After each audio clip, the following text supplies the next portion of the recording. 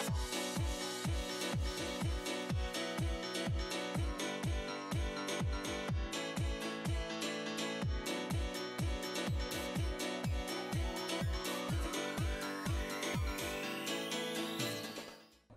ready? Yep. Hello everyone, welcome back to Season 4, Episode 2 of Tech Talk.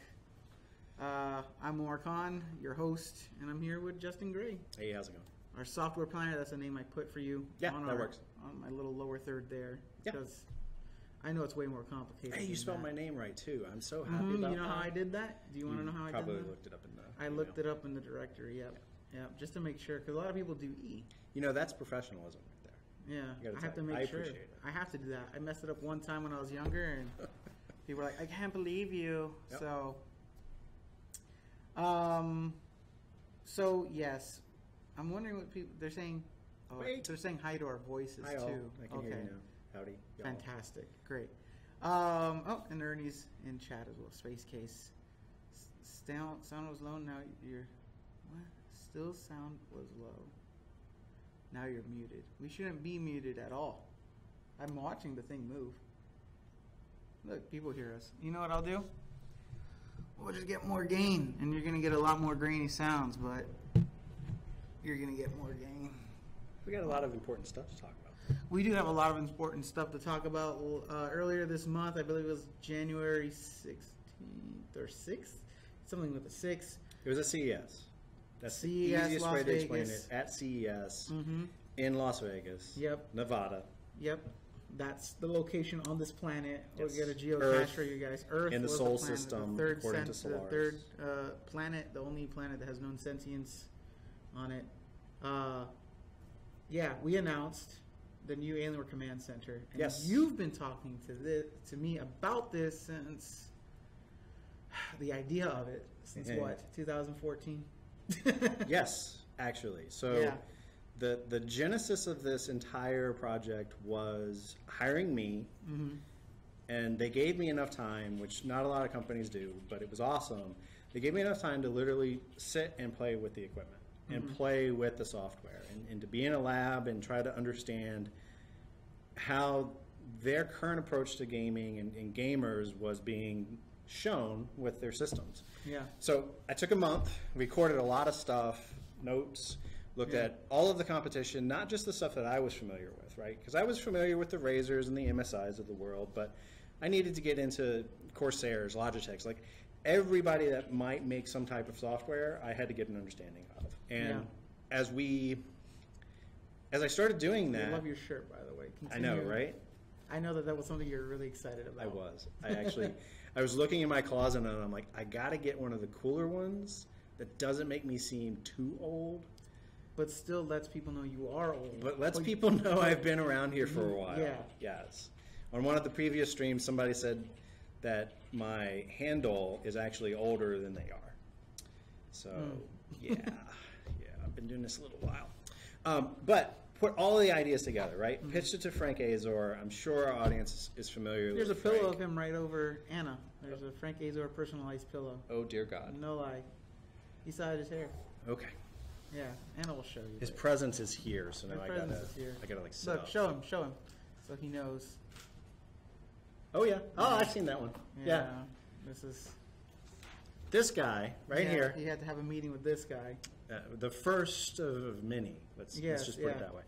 So I pitched it to him, and he's like, "Great. When can you get it done?" And I'm like, a year."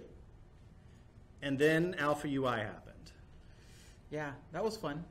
Actually, I thought it was a lot of fun. It was actually a lot of fun. It really honestly started showing how we as a company can actually do software. Because we came out with one idea of Alpha UI. For those who aren't familiar, that was the software that powered the Alpha console. Right? The Alpha R1 when it first came out. Yes, our small form factor, ultra small form factor gaming console device. So we came out with one version of that, right? And it wasn't great, but it was a stepping stone, right? And it was a pretty big stepping stone. You only had to have a controller in order to basically play games and go through Ubi and all of that. Outside of consoles, there was no one in the PC gaming market doing that. Yeah, totally. So what we ended up doing was, let's take our learnings from this.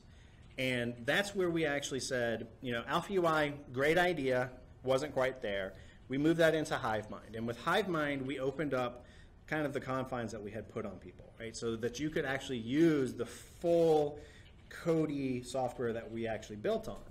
And we iterated and iterated and iterated. We actually set probably an internal record of 13 releases of that software from the point we originally launched it to 18 months later.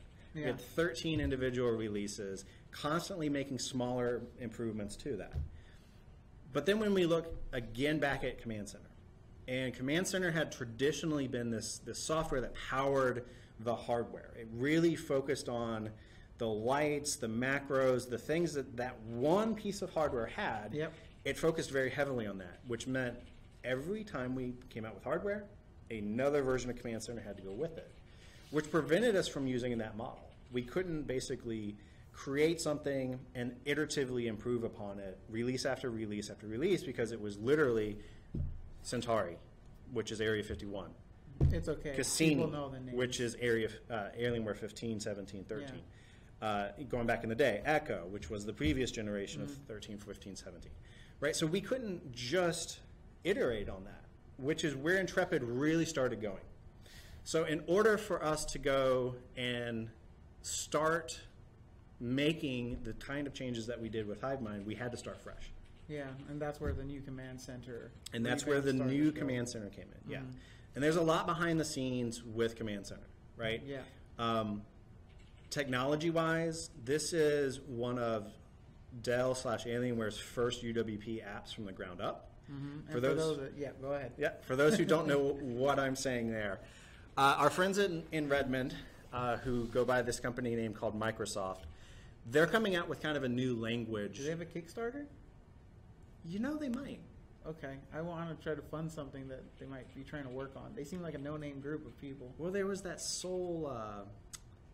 Soulbound game that they canceled that they probably should put on Kickstarter. Yeah, okay, I'll go and take a look at that. Yeah. I'll go take a look at some of their projects. I would say they should, because it kind of looked kind of interesting, but I'm not Microsoft. So these guys have come up with what was called Windows 8 apps, was called Universal apps. That's all the same thing, right? So think about being able to go to the Microsoft Store, download an application, launch that on your system. That's a UWP app. So Microsoft has basically asked all of us to shift the technology we use of creating applications to something that's UWP compliant. There's a lot of benefits that come with that. Yeah. And we're actually using one of what I think is the most awesome. So they call it optional packaging. I hate that name, Microsoft. Bad name, because really what it is dynamic packaging. Okay. So imagine this. Imagine you have a piece of software that goes on all of your systems, but you need to be able to have macros for laptops. You need to be able to have overclocking for desktops. Mm-hmm. You need to have adjustability in what you're actually putting onto the box. So dynamic packaging gives you the chance to put a single piece of software on the box. Yeah. And plug in, much like you would do with Outlook add-ons, with Chrome extensions. Yeah. You can plug in anything from hardware enablement stuff to extra features that can show up in the display. That's exactly what we're using, and we're actually the first to use it.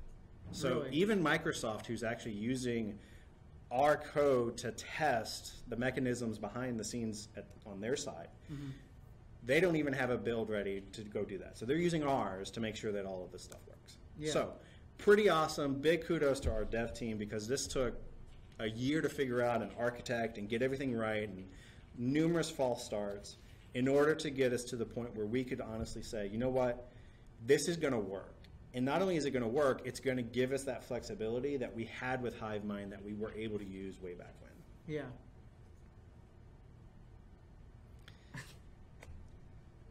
I think Ernie's trying to figure out who was working in the Miami office, because Ernie has been here since... Wait, there's people in Miami still? Don't say that. Yes. I thought we brought them to Texas. Okay, the cool ass ones are here.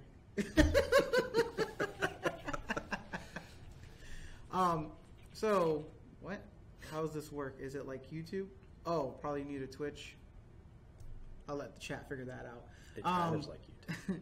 It's like YouTube gaming. Yeah, it's like YouTube. It's like Justin TV. It's like Justin TV. That's yours. Yeah. That's how you got famous with all that software. Yeah. Yeah, that was all you. I wish. So with the new command center, we announced that at CES, and it actually was a pretty big deal actually amongst reviewers and stuff. Like, people really want to get a hands-on with it.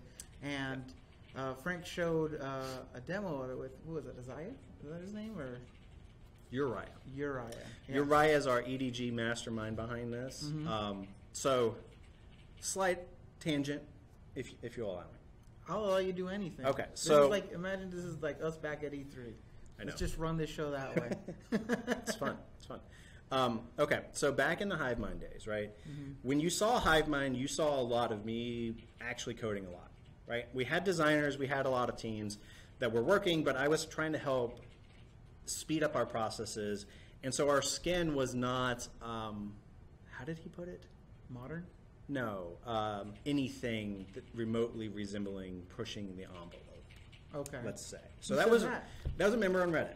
Okay. Right? He was a designer. I look at his stuff and I'm like, it's pretty legit. Like, this guy, I will take your feedback, sir. Thank you. So immediately I take that feedback and I show it to our EDG folks. For those who don't know what EDG is, that's our design experience group. So I show it to them and I'm like, look, this is high profile stuff. You get on Alienware, you get on Dell gaming stuff, it's a big deal. Yeah. Give me some talent to actually go and create from scratch and solve these business problems, these user problems, these gaming problems. Solve that in a way that is actually going to look beautiful, that is actually going to be designed properly. Yeah. That's what they did. So we got Uriah. We got a couple people working under him in the sense of he doesn't code it all himself. He doesn't create all the designs himself, the assets. He basically helps architect the overall flow and how it's going to look and feel. Mm-hmm. They did contests, right? So they shut down their shop for 3 days, the entire group. Shut their shop down so that they could actually go and do contests to think about what is a new gaming interface actually going to look like? How do we make that something that is unique but yet familiar? And the big thing with Command Center, the new version, was balancing simplicity and empowerment. Yeah. Because that was the message we constantly heard was, look, yes, I'm here to play games, and that's what I want to do. But there's so much behind the scenes that I have to configure and set up and do in order to actually just play a video game. Make that easier, but don't limit me either, right? Don't put those artificial confines like we did with Alpha UI. So he had a tremendous challenge. So the question before CES was, who goes up? Justin or Uriah?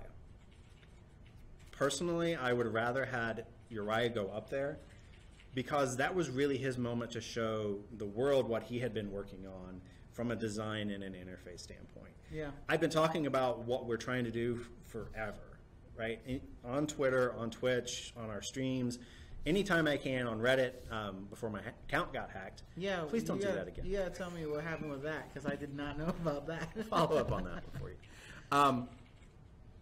So I was out there, but he wasn't, right? And I really felt that we needed to put a face of the design out there and have them be able to speak to why he was able to design the way he designed. So for me, wonderful opportunity. I was very happy that I could help him in getting that opportunity. Yeah.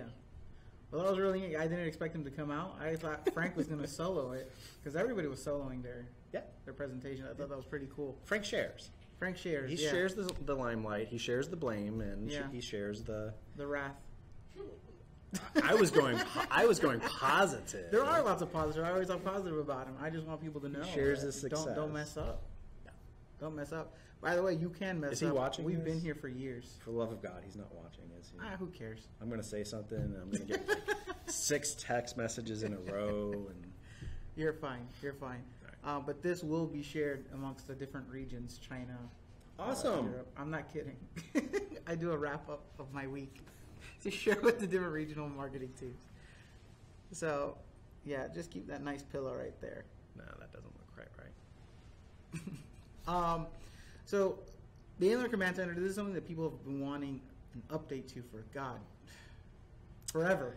forever since I've kind of Yeah. put my ear to the community. Yeah. It's like that number one kind of thing that people have been saying. Yeah, totally. Hey, when's this gonna update? Because it looked similar in design since the M11X. At least. Like it had that same kind of industrial design Yep. to it and everything Yep. like that.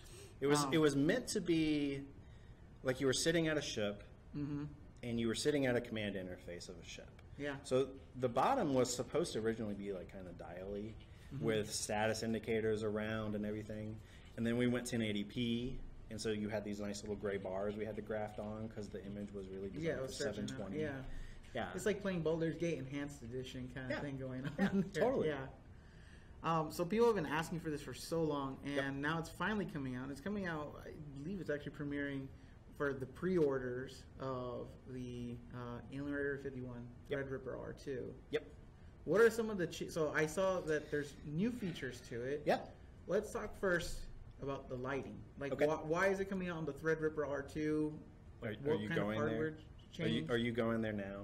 What is like the main? You wanna start small? No, I'll We go can start there. small. No, you want to start small, we can get the big bang at the end. Well, no. Where you're going is like heartbreak for me. I hope people know that. All right, then let's continue the stream with Justin crying. Go. Okay. Let's talk about why Threadripper. Can this be R2? my cathartic moment? Yeah, dude. Okay. Go for it. So, okay. There's chips on our boards. And these chips are tailor-made to do specific things. So that's called an ELC and an MCU. Mm-hmm. Those chips that we were using were old, Yep. and we've been using them for quite a while. Yeah, they're the same chips since like 2007 or 2006. Yeah. Basically, Yeah. when we came out with the entire idea behind this, Yeah. it was that chip, Mhm. right? In fact, that chip was so old, it cost us more money to buy that than a new chip. Yeah, because they had to keep. They kept that yeah. line going because we were using it. Like, Yeah. that's how old this thing was. Yeah. Okay. So, when I crafted my vision of the new command center, it explicitly said N-2. Now, what that means is take current generation hardware, go back 2 generations. Yeah. So, if we have Cassini, that Which would is, have... our name for our current shifting yeah. stuff. That would have been going back Echo MLK, which is the midlife kicker, Yeah. as well as Echo. So you would have had about 4 years of coverage with the new version of Command Center. Yeah. Here was the problem, and this was a decision. I own it. It's my fault. You can sling all the arrows at me. I have to own this decision. The choice I had was, we can try to support the old MCU, but you can't use the new architecture from Microsoft, but you can't guarantee that we can do some of the cooler things that I have on the roadmap. Things like the ability to adjust the lights dynamically so that a user could go and create their own animation, right? That's Okay. that's in my not roadmap. Not just pulsing. Not and just all a that. predetermined Yeah. from us, but you could literally, we're actively looking into how we can program that keyboard, you, the user, program that keyboard however you want, and save that animation directly to the piece of firmware that we have so that it's in memory and it executes You telling extremely me that I could fast. probably American flag my keyboard? Yeah. Like something beautiful Absolutely. like that. I can cry every time I turn it on. Totally. That's beautiful. That's Thank where you. we're going. Thank you, Justin. You're welcome. In order to get there, though, I had to make the choice of give up the new cool stuff, try to support that old MCU, maybe struggle to support the new MCU properly, not be able to do Win 10 fully, not do dynamic packaging because it requires a specific build of Windows, Yeah. and then support all those platforms. Or do a clean break. Yeah. It was not a decision that I liked to present to the folks that be, but I had to. And my desire was, let's make a clean break. It sucks, absolutely sucks, and it's absolutely on me for making that decision. But in the way that we're going to move forward with this, we're going to get all these kind of benefits, and we're going to be able to support the lights, the hardware better going forward. Yeah. So it's one of those situations where there is no true win. Yeah. But you kind of have to figure out Now Reddit what is going to be best in the grand scheme of things for all of this stuff. Reddit's just going to reply that Justin went renegade path. Okay. If you've seen The Last Jedi, or should I say if you played KOTOR, you have to realize there is no such thing as 100% good and 100% bad in life. No, I know. That's So, what life is. if you are 100% Paragon or 100% Renegade and you're getting your armor boost or your ammo boost, I think it was from S2, good for you. But in the reality of how those games should play, you should be somewhere in the middle. You should be somewhere in the middle. A little chaotic neutral, that kind of thing. You have to, when people, ridicule people that are flip-floppers, you're not a flip-flopper. You're making your decision based off of new information. There's a reason. Absolutely. You ever go to a restaurant, order something, you don't like it? Yeah. Are you supposed to just sit there and scarf it down? Yeah, no. You're supposed to say yeah or no. No. You flip-flop. It's a Miami thing. It's a Miami thing. You always understand. No. Yeah. So that's where I was. I had to make that decision. It does fall to me. I made the recommendation. Yeah. The company said, we understand, and let's just make sure that when we're talking to the customers, that they understand that this wasn't just penny pinching, because it wasn't. No, it wasn't. Right? We actually actively investigated how to support the old MCU, how to create a universal firmware, which we've created, how to create that but still support the older hardware. We investigated all of that stuff. And every single time, like even updating the firmware, right? To update the firmware, we had to adjust the speed at which it processes for the old MCUs to even be able to see that firmware was available for updating, right? So we had to artificially slow that down in order for it to see it, in order for it to try to update, versus having a fast MCU, sees the firmware, updates the firmware, done. Yeah. So good experience for those that have the new hardware if we break with the old hardware. Yeah. So that's kind of where we had to land. So I don't see enough death threats. Not yet, at least. Maybe they're still typing. Oh, in here? Yeah. Well, they're asking just some questions. Some people here have X51s. They're looking at upgrading them. Well, there was a question about if they're old. That's Aurora, man. You got your X51. It's a smaller package, but it's one graphics card. Limited, right? You can't do 1080 Ti's in there. But you can do a 1060, which Ernie has done. Absolutely. Actually, he's in there letting people know that you can do it. The Absolutely. 1060 is great in the X51. Yeah. But you didn't really answer my question. We do so have cookies. you went into full on. This is why I'm supporting it. Why it's being supported on this new hardware. Yes. Which isn't where I meant to go. I needed to get my cathartic moment so that I was going to leave that for later. Absolutely, actually, yes. You can do 1080 with the amp. Yes. On X51 Rev 3. Yeah. R3. You can do that with the amp. I remember that decision. Why would anybody buy an amp if they have a desktop? Because they can get more powerful cards in there. Well, remember, we said that it was a rat tail. It was a rat tail on the X51. Oh, yeah. No death. You know the AOLCDs, if you have, like this office has, you put those inside of, like, if you've ever seen a drop-down ceiling, that's what's in here. So you put those CDs around the edge, and eventually you get so much that you can actually just, like, have your own disco ball. Oh, really? Set up with the CDs on the I thought you were supposed to hang them from strings like they did on you can the do back that of too. the show. Yeah, you can do that too. Or you could use them as coasters. Yeah, that's what they were already used for in the 90s. Frisbees. Yeah, or frisbee them. So the reason I asked you that wasn't necessarily to get into those You want me to actually talk about the goodness. Because no. So I did eventually want you to get there. Sure. I didn't want you to feel like that question was an attempt at an attack. It was not an attack. I totally understand the decisions. But I parried you. So but you parried me, and I've taken critical damage from your... I parried. I didn't. Yeah. I didn't counterattack. You parry and then go off into this huge tangent. That's how you parry people. But why is it premiering on the Area 51 R2 Threadripper? Yeah. Like, what is unique about that case specifically that Absolutely. the new Command Center will premiere? Right. So that has the updated MCU, the updated firmware, that has the updated lighting controllers, and the updated LED drivers. So what all that means in layman's terms, right? All of these chips, all of these things have to talk to each other in order for the lights to look good. Yeah. So we updated all of that. We now have the ability to do more animations, store longer series of animations. We're working towards creating your own animations. You're able to do individual RGBs. You're able to do very fine-tuned targeting for a lot of basically the controls for the chassis as well as peripherals. So you can bring all of that together in one application. The more hardware of ours you add onto it, the more all of it starts to interconnect and play together. That gives you, across the board, 16.8 million colors as well. I think that's what the marketing number was. Yeah. Yes.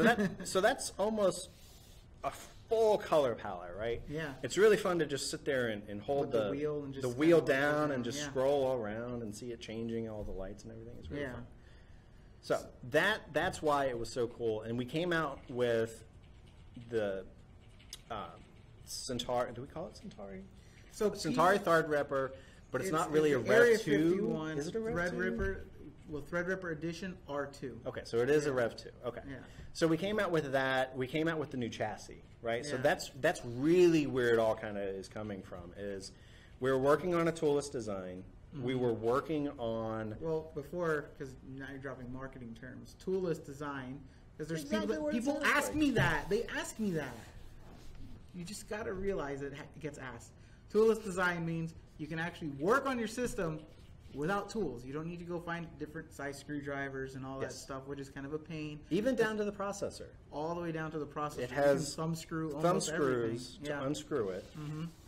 We ship, for legal purposes, we do ship with one screw located in the upper portion of the chassis. Yeah. That screw is designed to ensure that everything is locked together. Yeah. Should you want to immediately put a lock on there, or should you want to avoid any problems in transit? So removing that one screw makes the chassis toolless. And Yes. toolless is as you explained. And it's a normal Phillips screwdriver. Yes. Like you don't need to get like a like huge a- one. It's like or a size tiny little 4, eyeglass like one. a number Yeah. 4 standard Phillip torque style. That's torque style, right? And the reason we're telling you all this toolless stuff is, again, I have to say this all the time because people always say it's never said, but I say it, I think 3 times a week. We don't void your warranty for opening up our systems. That's not like other PC OEMs that have a sticker that says your warranty is voided. You can open up your system. You can change out parts. Yep. You can do all that. Yep. Your warranty covers your system, which includes all the parts inside. Swap out a part. We're not going to cover that other video card you put in or that processor you put in. Correct. But we will still cover the current one that you used, that you got with your configuration when you purchased it. Or your power supply, or your power motherboard, supply, yes. or the RAM that came with it, right? Correct. So Yeah. the components that are still inside that case, that's what we cover. We don't extend your warranty outside of what originally came with the system. Yeah. Yep. So go continue. I just had to get that out. It has to be done. I have to say. That's toolless. I did say it this week. Have you done because you guys occasionally have some here. Did you do the opening of the side panel? Where the cards anything? are? Where the cards are on the new Centauri Threadripper R2. I have not seen a Threadripper R2. I have not seen one. I haven't even seen the new Command Center in person. Oh. Well, I did see that's it. over there. I did see it in person. I saw it behind somebody. Okay. And you can't show that though, not on stream. It's a I know what you prototype. have. You can't show that on stream. I can't show prototypes? Not the system. What system is it? A prototype. We can't show that. Not on stream. Okay. That one thing we won't show. We won't show that. It's a prototype. I We have know, a but prototype I can't show system. that. It's actually a lot of fun being a software guy in a hardware world, because I get these systems that, like, yeah, there's new stuff that's coming out, but at the same time I have to test my stuff. So sometimes I get these things that are like pizza boxes, right, that don't actually have a chassis, but have the lights and everything and have all the components that I need to actually use the software. So those are always fun to How figure out. prototype is this thing? Does it look similar to our products? It has a shell. That's about it. A shell that looks like our products. Yeah. Okay, don't show that. It's a shell. Yeah, don't show that yet. You gotta wait. I need stuff to present later. Not today.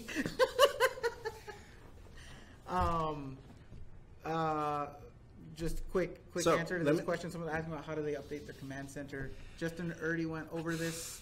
If you have current generation notebooks and desktops, you will not get the update to the new command center. We probably should have just changed the name of the command center. But it is an iconic name because we did have an Area 51 before that looked different. It looked like a Predator skull. Yeah. And then we brought it back, and We now brought it's the that Space back. Quesadilla triangle Yes. with lights. It's pretty Hive cool. Mind was also, we had a previous product called the Hive, Yeah. I think it was, and that was a media center kind of thing. So, Mm-hmm. yeah, we like playing on the words. Yeah. Yep. So there isn't going to be a new update for the current Alienware products. They are starting with the Area 51. Is that strong bad? I think so. If you're a subscriber, I believe you can use whatever emails Yeah. you want. Across all different of your channels. Twitches. Yeah. So it's going to start with the Area 51 Correct. Red Ripper Edition R2. Correct. That's the one that's using the Ryzen Threadripper Correct. processor. And it will not be on, from what I've been told recently, not just by you. I've heard misinformation. The Aurora R7 is not necessarily getting it at this moment, right? Not Correct. currently playing a record. Yep. So But that's a it- Coffee Lake chip. Mm-hmm. So the Aurora actually doesn't use the MCU. Yeah. The Aurora uses a BIOS in order to control the lights. Now, the reason of that is behind the scenes kind of stuff, but because that doesn't use the actual firmware that we've created, we essentially can't communicate with it the same way. Yeah. So, again, we want a universal framework. We want a universal product that's going to work software-wise across all of the systems that we start shipping. So every system that we announce that's going to be new, right? A new system comes out, it will have the new command center. Absolutely, guaranteed. Because we're standardizing on that chip. We're standardizing our firmware. We're standardizing our LED drivers, right? So that we can make sure that every single step along the way, that version of command center works. That gives us the flexibility to go play and create more features, more functionality, give you the ability to allow you to make your own animations, for example. So a lot of stuff will come about from us making this decision. It's just painful right now because I know so many of our gamers have systems right now. They've paid good money, and that's why my immediate feeling when these requirements were being made was, absolutely, it's N-2. That gives us about 4 years of coverage. Most people would say that's a good lifespan to have continued support, and I completely agree. And it sucks, but I had to make the decision. Yeah. I'm sure it's going to come up again. Well, I mean, it also came out with the graphics amp came out. Yeah. Will my current system be able to use graphics amp? I mean, no. That's more physical, though. Yeah, you could get maybe another Darter card in there and put some but that would be on PCI you. Expresses and DIY it. But Yeah, but just normal support for that. Right. That's not going to happen. Yeah. But what is unique about the lighting? I know you're saying that you can mess around with the multiple different lighting, but traditionally the Alienware products use zones. So like you would have zone 1, which would be the side panel and had the 3 lights totally. coming down. So are you saying that I could probably make this one red, this one blue, this one purple, or something like that? Or So what? the way that the Area 51 chassis works now, you can do red, green, like those are individualized.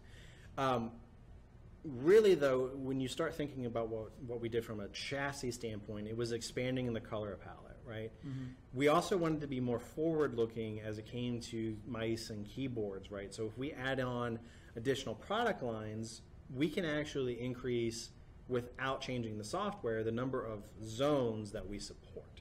Okay. So, for example, you wouldn't be limited to 12, I think it's 12 zones on the current keyboard, right? Something like that. I think it's of the full, like the 17 keyboard. Yeah.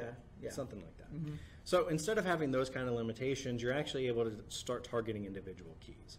That gives us that capability now for future products when we come out with updates, right? So the idea there is the software is future-proofing itself for us going forward, so we don't have to recreate that software, recreate those capabilities. The interface is doing the same thing, right? We've kept the concept of zones. you can still highlight and target individual zones on your system, group those together as you see fit, and it'll actually create custom zones for you.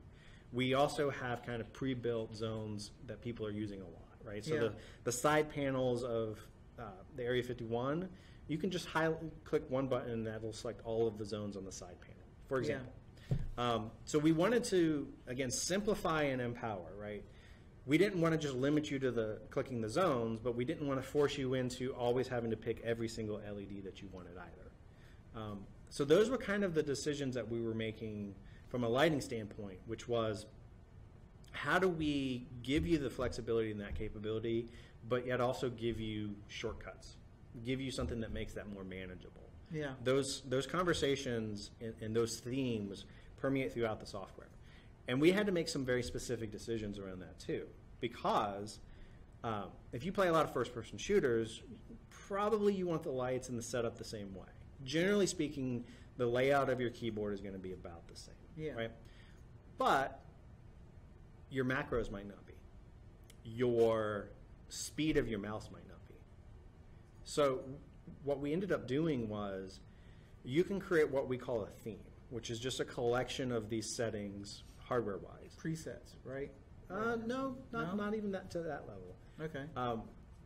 They are, we used to have themes, right? Which is where it gets a little confusing because we're using the same term. But the new theme is essentially just a collection of settings, kind of like the old theme was.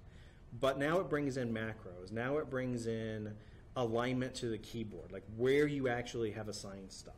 It brings in the settings for the mice. It brings in settings for the hardware. Kind of combines all of these things into one package. You can copy that to another game, but you can't assign two games to the same theme. And it's because of that one-to-one relationship is really what we were trying to do. Because each game can be slightly different, and each macro can be slightly different. You might use the same ones in some cases, but ultimately each game kind of has its own thing going on. So we had to come up with a way that made it so that you could still do that. Your chat stopped. So that you could still do that. It's still going. No one's talking. Oh, I'm boring them. Right. No, get back. We wanted you to still be able to do that, right? But we also wanted to make it so that you didn't have to recreate everything from scratch every time you brought a new game on. The other thing, for those who have a recent system that has OC controls, overclocking controls, that concept of profiling is extremely prominent in the new command center. We really wanted to give our gamers the capability of dialing in exactly what they wanted and saving that as something universal. So we have overclocking as a profile. We have thermals as a profile, power management. We're actively working on sound management, which I think is like the best possible settings imaginable. Yeah. So the way this is going to work is, let's say you have headphones and you have a speaker system and you have mic, right? You might have a fancy mic like you have here, or you might use your headset mic. All of those are individual controls, and in individual games, you're doing different things. So you can actually create profiles with their own EQ settings, with their own devices targeted. Power up PUBG, mic's off, or mic's on, camera's off, or camera's on. You can power up and have all of those game settings that you want for sound immediately activated. Lights is exactly how you want. The system is properly configured for power management, for thermals. So all of that's in place simply by turning the game on from anywhere. You don't have to be inside of Command Center to do it. Power it from Steam, power it up from desktop, start menu, doesn't matter. GeForce Experience, doesn't matter. As soon as we see that game, we make those settings active. You Alt-Tab, and let's say you Alt-Tab back to Chrome. So if you're like me and you got a mouse like this guy, let's get the angle right? Multiple buttons on the side. Yeah. What does your forward button do in Chrome? Oh, this button. Oh, it goes forward. And what does this one do? Go back. Right. But in PUBG, for me, that is crouch and that is prone. Oh, this is defense cooldown. This is heal other. For me and like Final Fantasy. Sure, yeah. Exactly. So let's say that you're in game, you're about to jump out, right? But you're still on the island. You're kind of chatting with your friends. you Alt-Tab back over to Chrome real quick, right? And you still want to use your buttons. You can do that. Whatever is front and center, that's what's going to be active for your mouse, your keyboard, so it your prioritizes system. the program, yeah. right? So We turn on whatever is basically in front of you. Okay. So if Chrome is up, that's what's going to get your controls. And it's about like that. That's about how long it takes. You'll see your lights change if they're different light configs, and basically you know. Right? That's what I use. Is my lights tell me what configuration is active. Yeah. Jump back to the game, immediately back into PUBG. Is there going to be an update for the new command center for the alpha? No. Moving on. There's no more. Actually, I believe you made a developer post on the Alienware Alpha subreddit, right? I did. Yeah. I did. That was also painful. Yeah, I saw the tears in the writing. So, okay, so we had to end up stopping HiveMind development in order to basically do Intrepid, which was the new command center. Command center, yeah. In order to basically build the software experience that we wanted to build, we had to make the decision of keep up with Kodi and their changes and continue to develop on HiveMind, or take our lessons learned, publish as much of the code as we possibly could. Make available to the user. And to Kodi themselves and to anybody who was interested, right? We did all of that, and we basically had to end of life HiveMind. The Alpha product line is also coming up on its end of life. Okay, we have not announced that. Thank you. Frank Azor has. Oh, he has? Yes. Okay. As long as you throw his name in there, we're okay. Yeah. That guy on the pillow. We're just continuing it. No more updates for close. No more updates for Alpha. Don't even answer that. Why not? Go ahead if you want to. I don't care. This is Umar Khan. This is Justin Gray. Yeah. It's not really an insult. I know I'm a fat nerd. Yeah. I got that tummy. I like cookies. The hell? They're delicious. So I have my wife because I know how to cook. Oh, okay. If you don't know how to cook and you don't know how to actually take care of food, that is so fundamental to life. As you get older, learn how to cook. It's not that hard. It's not that hard at all. I don't know why people burn everything and right. And so then, as you develop your cooking ability, you're going to put on weight. Yeah. You buy a house, you put on weight. Yeah. You have kids. Because I eat the house. You put on weight. I bought a candy house. Don't buy candy. I bought a candy house, so I started eating that. You buy a house, you have kids, you're going to put on weight. It just happens. It just happens. Yeah. Not to mention we're gamers. Yeah. It's like, oh, time to relax. Should I do push-ups? Or should I spend 4 hours playing Divinity Original Sin, and then it's not really 4 hours, it's actually now 4 a.m. and I have to get up in 2 hours. Yeah. Yeah. You know what's awesome? Huh. So I work remote now, right? Yeah. I used to be down here in Texas. I'm up in Michigan now. Yeah.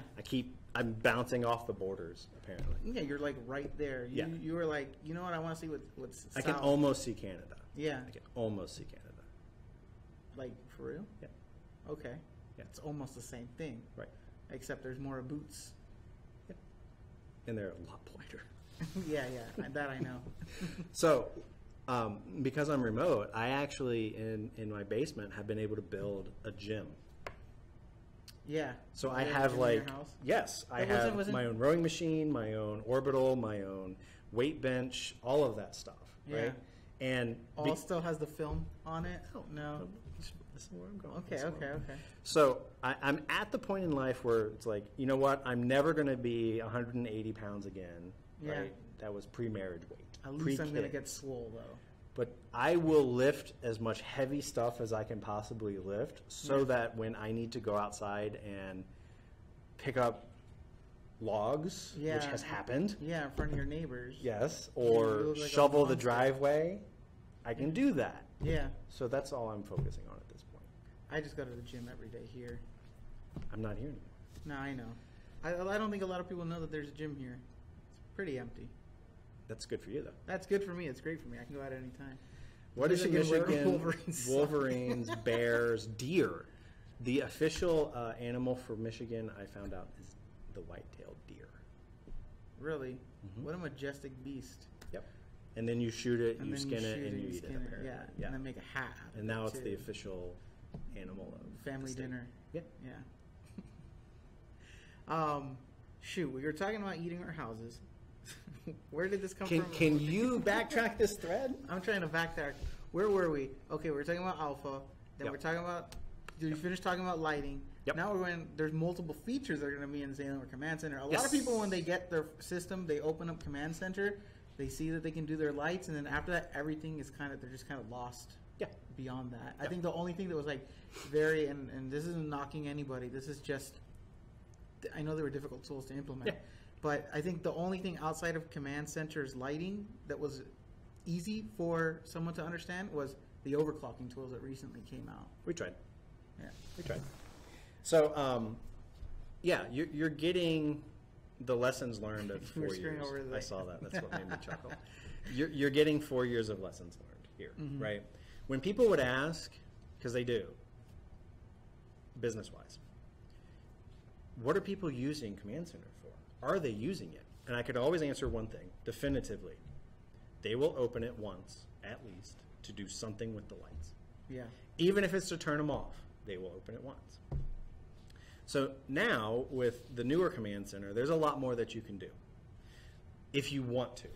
Like that's completely our purpose here, was we don't believe in bloatware. We don't believe in creating features that you can get elsewhere.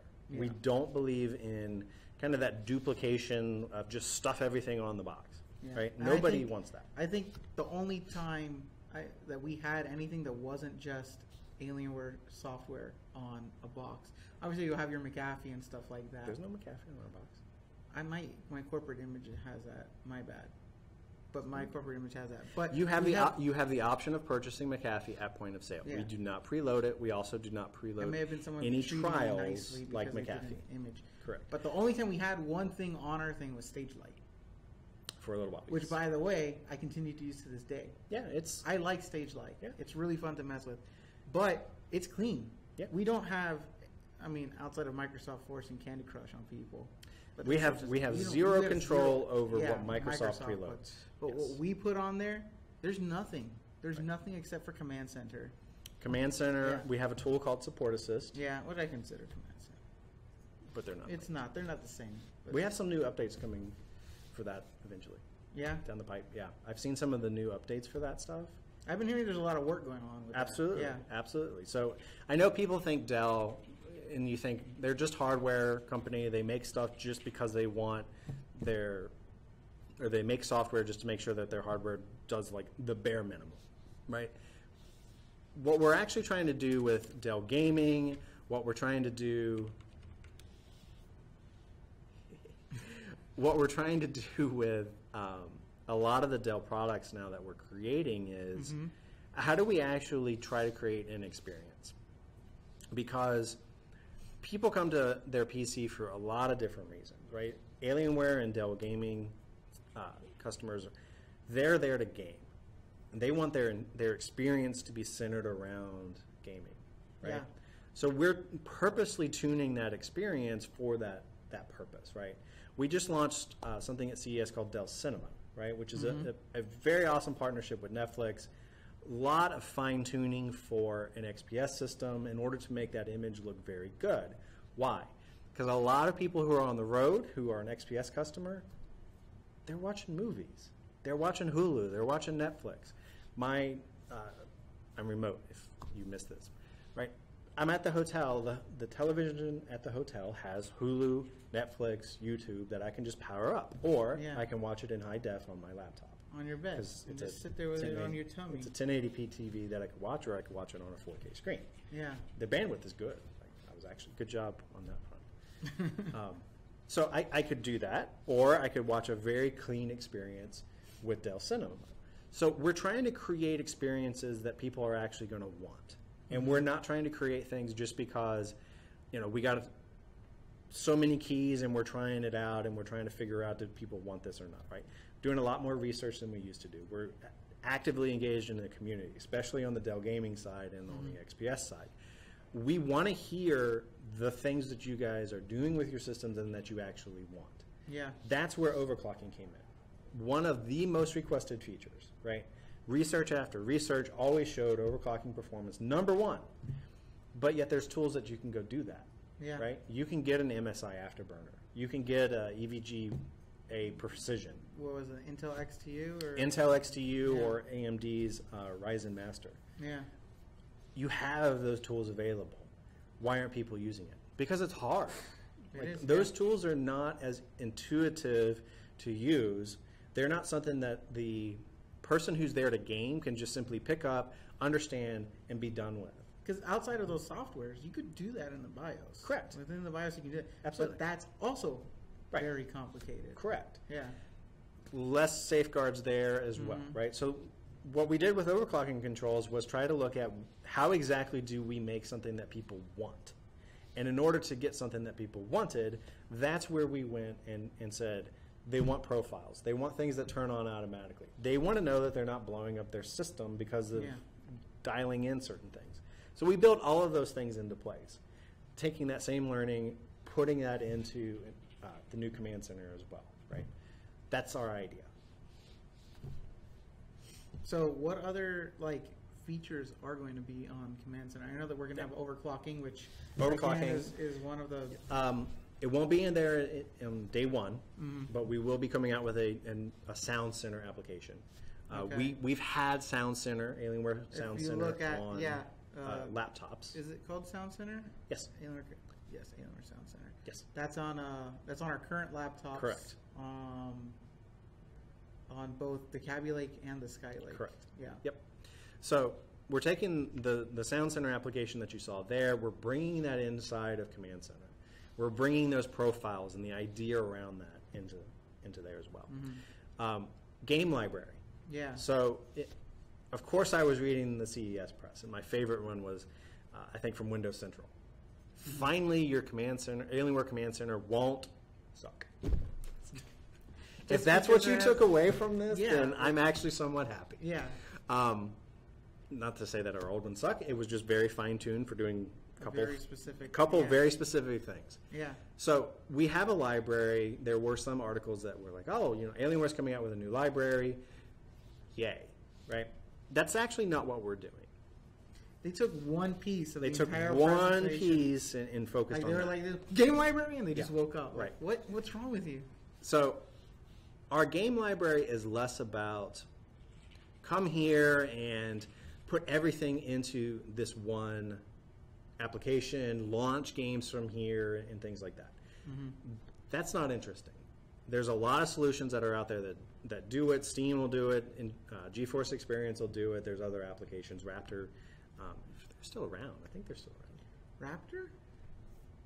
Dude. I know AMD partnered with them for a little while. So it stopped, and then it was back. Yeah. And I think it's gone again. Okay.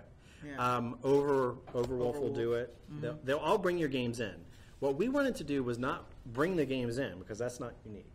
We wanted to bring the games in and then give you the ability to basically fine-tune the experience per game.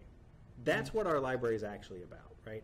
Come, join us, figure out how to set the experience you want for that game, so that when you kick it off, it's exactly how you want it to be. I will say with Raptor was cool in one regard. It allowed me to put all of the games that I have ever played into one kind of list, so that I could actually sit back and remember if I played something or not. That's useful. The one thing from Raptor useful. That I was excited about. And they would bring in my achievements from different places. Like, it would bring over my PS4, my Xbox, or my PlayStation Network, my Xbox Live achievements. Yeah. It would bring that into one place, and I could see it all there. Like, it gave me a good dashboard. Like Xfire. Remember Xfire? Yeah. It gave me a good dashboard of my gaming experience.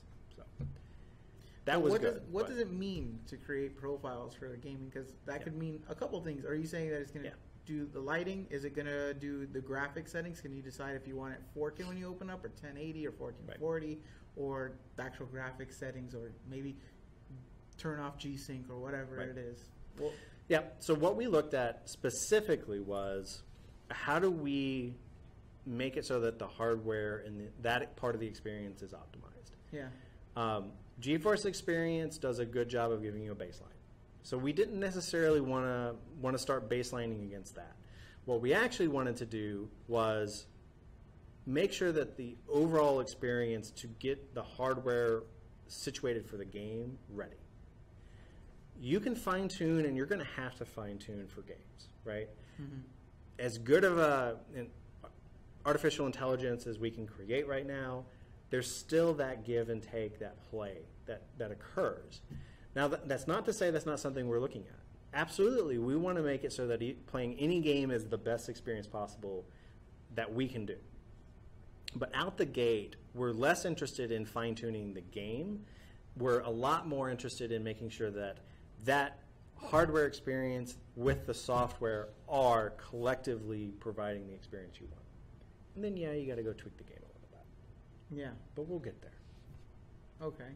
Now, and this is something that was mentioned to me, I believe. Actually, Nick Savo, I believe, mentions to me. He's our VR and software go-to-market guy for Alienware. Yep.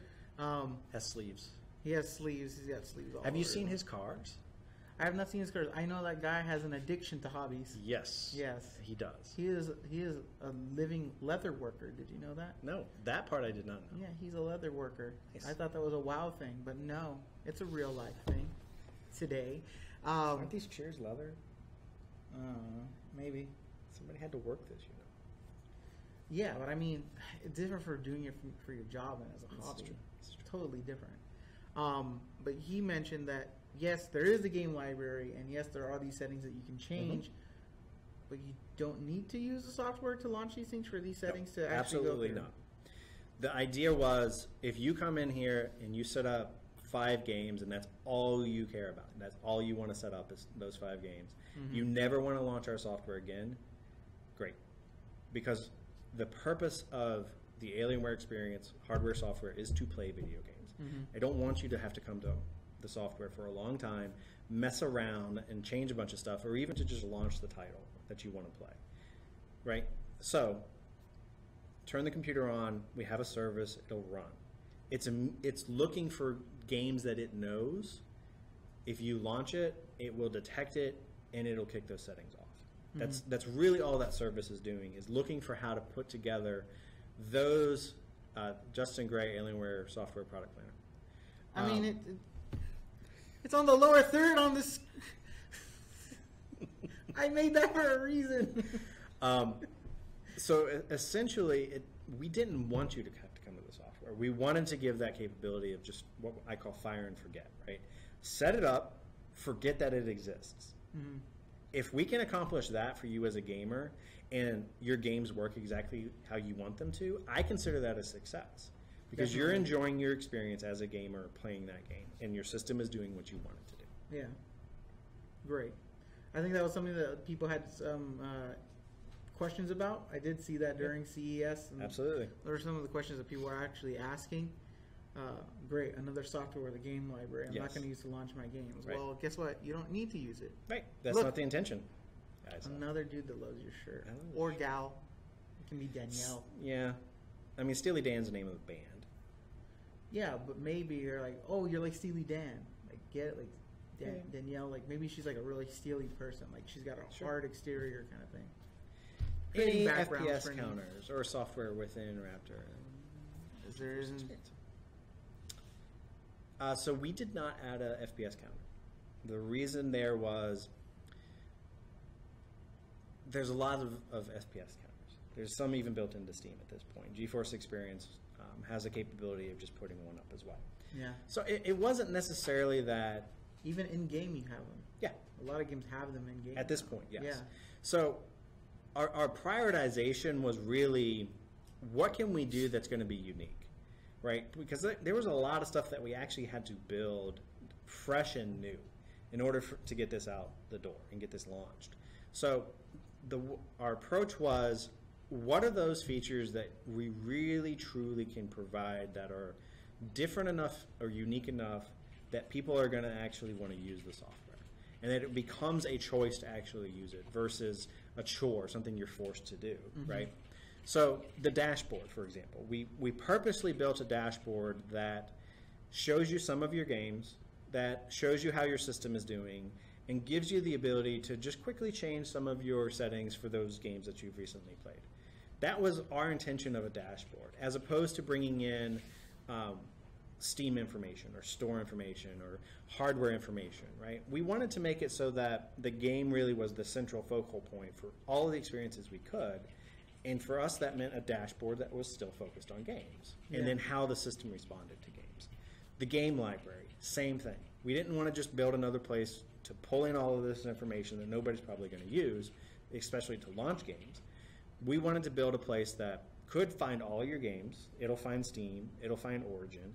It'll find Battle.net. It'll find GOG. It'll find League. It'll find those Windows. It'll find those games, show them in the store, but that's not the intention, or the game library. Focus, yeah. It's not the focus. The focus was still, how do you actually create an experience for the gamer that they're going to want to enjoy, and how that hardware-software relationship was going to work. So that was really what we were more focusing on, right? Yeah. As opposed to just, here's a game library, great. Yeah. My manager's now looking in on me. Where, from the door? Yeah. Good thing I put that sign out there. It says session in session in progress. So yeah, there was an ask about the command center on the current laptops. We did answer this, but I'll answer it real quick. Not going to come to current generation notebooks or desktops. You will find a more in-depth answer if you look at the highlight that I will create of this and be uploading onto our YouTube channel. Do you need me to cry for that highlight? So it's a really emotional. It's going to be a really emotional moment when you guys see that, because Justin really. You know, I did theater for 10 years. I wasn't kidding when we kicked all this off. Yeah. Nobody could hear. Like, No, I know. I did theater for 10 years, and so I know the trick of like lightly putting your hand in your pocket and just twisting and squeezing. Mhm. Like that will bring tears to your eyes. So I can fake cry if you want. You don't need a fake cry. You know, sometimes when I do the fake cry, like I can't control myself after. I'm like, oh, geez, I have to get out of the zone. This is insane. Sure. However, wait, that's not. Oh wait, that's just a bit late. I was like, that's not how you spell the YouTube channel. So we have this command center that's going to have lighting options. Yep. Way more robust than previous iterations. Yes. Lots of cool new animations too. What kind of animation? Like, so of course we have the rainbow effect. yeah, Have to have the rainbow effect. yeah. The pulsing. Mm-hmm. There's a rainbow effect. We did lightning, so that it basically flashes. There's like different hues of like a blue and white kind of thing. Exactly, in Yeah. different locations and things like that. We've investigated some other things, like some popular movies that might be out around right now, in terms of how to make those lights appear, right? So we actually have several lighting effects. You'll see some in the new interface with the new hardware, and we're actively looking into how we can actually update that. Like I said, we want to give you a creator app. We want to give you the ability to create your own effects, your own animations, and store them in a way that executes them very fast, so that you have this nice experience every single animation, whether you created it or somebody in the community created it or Alienware created it. Speaking of creative works by the community, I was supposed to ask you this offline, but I'm just going to ask it for you here. How can we, so is there a possibility, so we've spoken about how Command Center is not going to be for older generation, Right. Current and past generation Yeah. products. Is there a way to open up the API or something for Command Center for people to do their own skinning of it, just so they can have the new assets? The old Command Center? Mm-hmm. I think in theory, yes. But what that would end up doing would be taking away from our team to be able to create new stuff. Okay. So I would have to see what that would entail. So Okay. I can't make a promise that we can do that, but I do know that our fans and our gamers like to tinker and play. We saw that absolutely with HiveMind, and they like to be engaged, not just play, but actively engaged. Yeah. So it depends upon how difficult it is, right? I know that it's programmed in .NET. I know that some of the framework is modifiable and some of it is not. So I would have to see at what level it is modifiable and what it would take to actually get more of that out. Okay. Just a question I had, something that I was That's supposed to fine. bring up to you, and just decided it may have been a question someone would probably ask. That's fine. Actually, it is a question someone asked during CES. Yeah. So Yeah. So yes, we have that lighting. We have the game library. We have overclocking. Yep. We have New performance sound dashboard, TM. by the Okay. way. We didn't talk about that. Okay. Yeah. So as part of the overclocking package, we included two additional things. One's thermals. So you're going to actually be able to adjust the fans how you want. I made a lot of arguments. Is this specific to desktop? No. Okay. That's where I was going. Somebody is about to do. I made a lot of fights and a lot of arguments with the laptop guys. Quick, get your napkins, everybody. Yeah. You're about to go nuts. Wow. I specifically wanted to make sure that laptop users could adjust their profile, create their own profile, choose how their fans actually work. So we're doing that for desktop and laptops. Awesome. Moving forward, you will get the ability to adjust those fan curves. We will actually provide preset fan curves as well.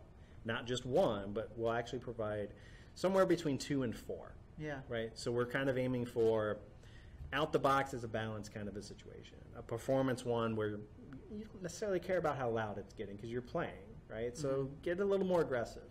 One that's a little more energy conservation oriented, right? So fans don't run as much, temperatures get a little bit higher, right? But for the most part, it's in the zone. Quiet mode, right? Where we're really trying to keep the system as quiet as possible because you're watching movies or you're doing something where noise is an issue. I was actually going to tell you that this actually gets me really happy because the way that I do my performance videos, I've been doing this for years now. It's a pain for me to actually do my voice work while playing the game because you hear me clicking and all that stuff, and like I got some ideas to share with you. Okay, cool. All right, we'll talk about it after. I'm interested. Yes. So what I do is I would like where I can just rev up the fans to get the best performance I can, and you're not hearing and stuff like that. But then when I record, I do everything I can to make sure the room's quiet. There's times where I put blankets over myself and the microphone so that I can dampen out all the sound and actually record. It's a technique. I looked it up. I didn't make it up on my own. Blanketing yourself. But if I can make my system even quieter, that would help a lot. I'm just hoping there's no editing. blankets in here. No. Actually, well, I mean, I can cover myself with that Area 51 blueprint thing. Yeah. Okay. But I'm really excited about that. That's cool. Go ahead, continue talking about your. I just had to. I got excited. Cool. Go. But no, that's the exact reason, because there's a lot of different things that people want to use these systems for, and they want to be able to fine-tune their experience as well, right? So yes, you should be able to adjust your own fan curves. You should be able to dial in exactly when you want peak to hit, at what temperature ratio, right? So giving that level of flexibility while still making it easy, right? The profiles make it super easy to just kind of pick and choose what you want. And we'll do that on a per game basis, or per application basis even. So if you set Dark Souls 3 to be high performance, for the power settings, for thermals, it's the power mode, right? But something like Chrome that you kick off, that doesn't have to have as much, right? You don't want high performance to run Chrome. You probably want it balanced. You probably don't need as much thermal capacity as possible to do that, right? So you can make those changes on a per game, per app basis, and we just execute immediately. So you don't have to go into the BIOS. It doesn't forget what that's supposed to be, right? That was a big thing that we focused on as well. From overclocking to power management and thermals, you have a system set of profiles. That is default. As soon as that system is on, those are the settings that are going to be enabled. And that's the default state that it always tries to go back to if you go to an application that doesn't have the predefined set, it goes back to system default. If you go to Windows, it goes back to system default. So we organized it in such a way that you put a little effort into setting it up, try to make that as painless and simple as possible, and then it just automatically does what you think it should do, depending on what's open and available. We did include power management as well. So we didn't go as far as full tweaking and everything, because Windows has a lot of options for power management. I was going to say, the one that we currently have, it's kind of just an extension of what Windows is capable of. When that came out originally, that was kind of new and cool stuff, but Windows eventually caught up. So instead of duplicating effort again, of course, what we focused on was, let's actually give you some unique controls that are unique to your hardware, right? So you can turn Tobii on and off. right? Stuff like that. Yeah. Let's focus on giving you those kind of controls. And then here are the power profiles that are by default. Balanced, energy saver, performance. Because that's what most people use. And then if you create a custom one, we'll still show it in there. So we're pulling that information from Windows where you're probably setting that up at, but giving you the ability to adjust that depending on the app. So in every single instance, we're trying to make it so that if a setting impacts gameplay, you're going to find it in there. If it impacts graphics or the fidelity of the game, GFE or the game itself is where to start right now. We want to explore and build into that area, though. That's definitely on my roadmap, definitely on my wish list. But there's some other cool stuff that we're trying to do. The creator mode stuff, being able to fully utilize the lights that we're giving you, those kind of things is really where I think we want to invest in a little more upfront, better in-game integrations, things like that really truly set us apart from a lot of the other vendors that are out there, so that the experience is very unique and very Alienware focused and central. You can answer that in your summary again. Yeah. Is the new command center available for existing Area 51 systems? No, it is premiering right now for the Alienware Area 51 Threadripper R2 desktop, and it will be coming out on our new notebooks, which do not currently have a release date. What did you say? Did you just say the release date? No, the Joey School. I mean, I could tell you the release date. No, don't say the release date. Don't say the release date. How many other NDAs can I bring for you today? I mean, I don't care. I mean, whatever happens. I'm used to getting in trouble after every time I finish my stream. I get like 3 emails. I got in trouble for that AMA that I did last week. You said, ask me anything. Yeah, I did. You put it up. Yeah. What were you supposed to do? Yeah. You had to answer. Because I think a lot of people don't understand that. So I had to explain what an ask me anything is to like every other person. Fair enough. So I don't think they understand what ask me anything means. I basically just ask me anything. Right. That's shoe size, favorite shoe size, hamburger. Yeah, stuff like that. So release date for the next NVIDIA cards. Yeah, I mean, we don't have that information yet. Shut up, Justin. There's only so many things that you can. There you go. Just like he's off screen. No. Oh, okay. Because he literally is. Okay. Yeah, there's a reason we don't have that information too. There is a reason we don't have, because we'll say it. Yeah. Yeah. In an AMA. In an AMA or leak on our website or something like that. Someone going through the source files. Geez, what else was I going to ask you about the command center? I think that's everything. Do you have any images? Any images? No, that's why I played that video in the beginning. I have nothing of command center. I haven't seen it in front of my eyes. I've seen the game library before CS because John was prepping that unit. Mm-hmm. And that's all I've seen of it. I've seen what it's capable of on something else. Do you got a capture anywhere? A capture card? Like an off-camera capture? Nah, this is the only camera that's showing right now. I can't plug it into anything? Oh, no, because that camera's going into a capture card. I have a secondary capture card. So this is why you need more capture cards. I do. Now I understand. I have one under the desk taped. Yeah. Yeah, but I don't want to. I mean, I can hook that up. I don't want to go under the desk. I go under this desk all the time. I don't want to go. Smells with you fine. sitting there. I put lavender and stuff down there. It's great. Sure. Yeah. Is it going to be updated for the current systems or available for non? No. It's going to be for new Alienware product coming out. So, interesting thing about that non-Alienware user part, though, right? Mm-hmm. So we have peripherals, mice and keyboards. It doesn't make sense to me that you can't get a very good experience by buying a piece of Alienware hardware, whether that be a nice keyboard or system, right?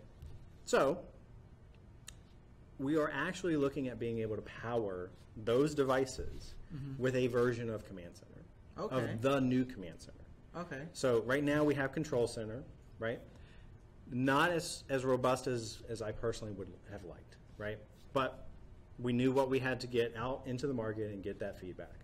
We also knew that we had this idea of let's use the new Command Center as that piece of software for all of those purposes. So we're actively in the process of putting together proof of concepts and packages around how we can take the new Command Center and make it work with a piece of hardware like a mouse or keyboard on a non-Alienware system. Mm-hmm.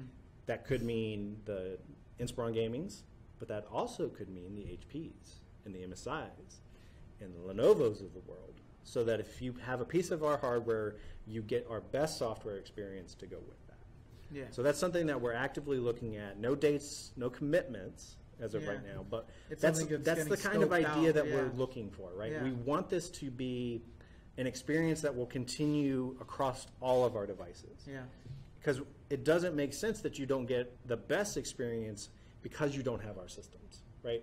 Again, we want to create an ecosystem, an experience for you as the gamer for whatever piece of hardware of ours that you get. We want that to be the best experience we can give you.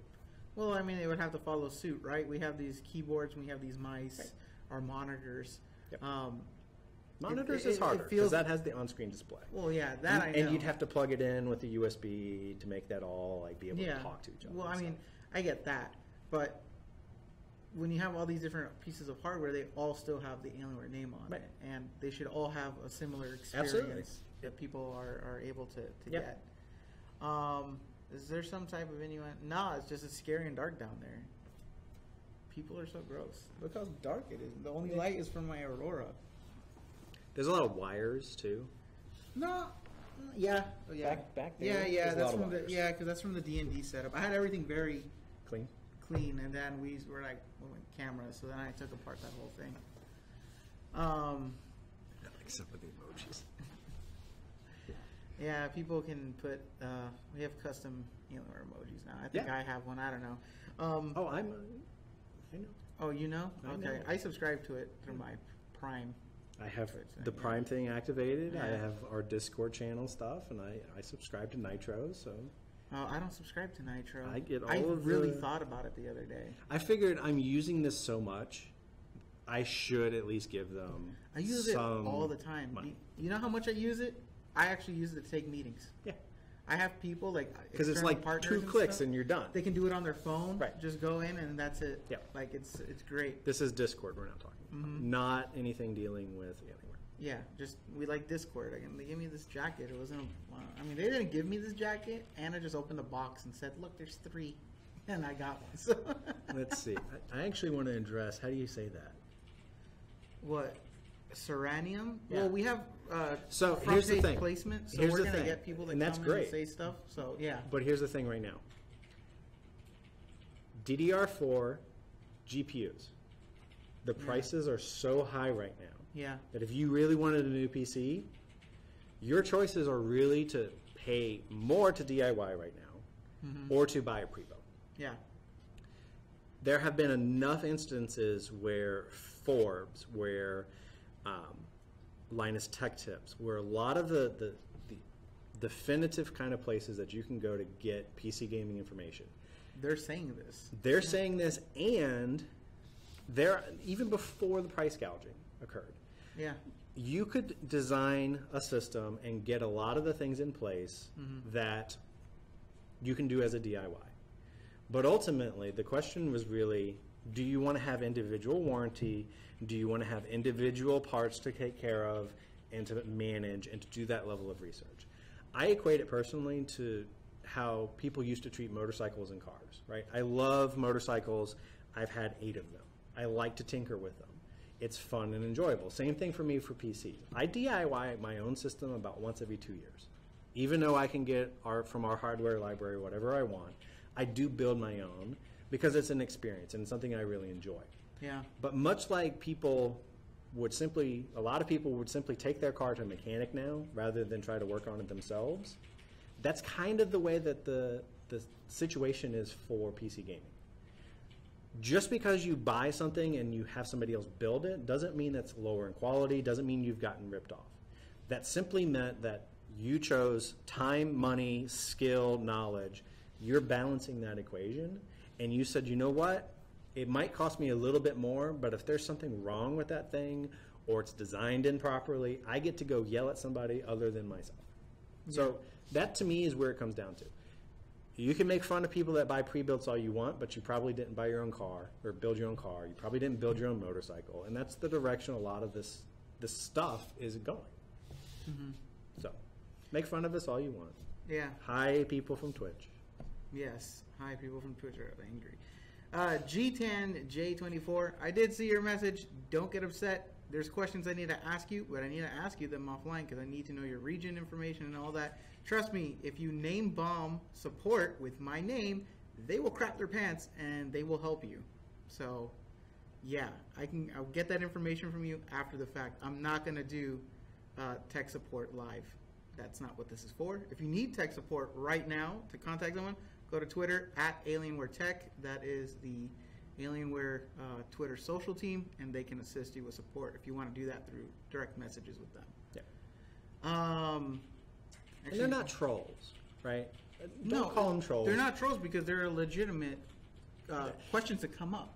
Not only that, but there's a legitimate sentiment that you're better because you can build your own PC. Mm-hmm.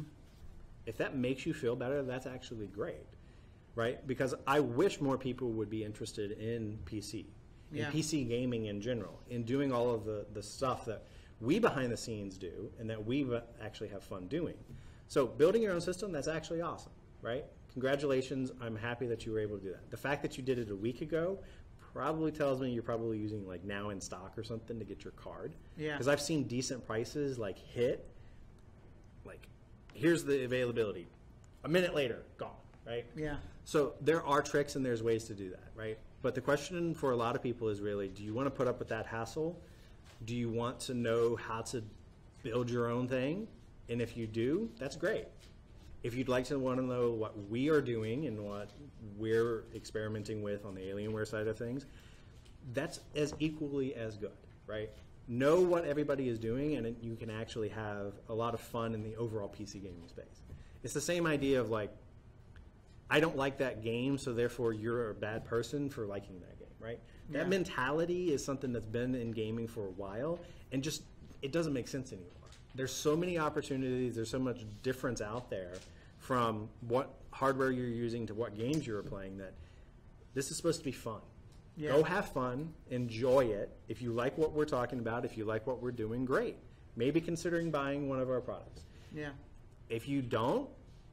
Well, the thing is, our systems are very, I guess, DIY capable, right? Like, Absolutely. even if it's cheaper now to get an Area 51 or an Aurora than That's the trying tool to list. build it out. Yeah, And that's the tools. warranty portion of all of this And you stuff. get all that warranty. You can go ahead and learn how to A do troll. the DIY if you don't know how to. And not to call him a troll.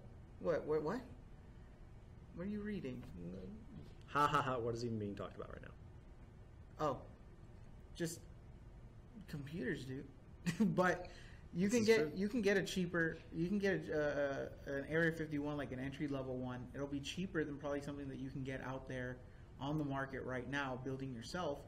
And you can go in there and you can upgrade it. This isn't like other systems that everything's clipped in or everything's soldered down to the freaking board or anything like that.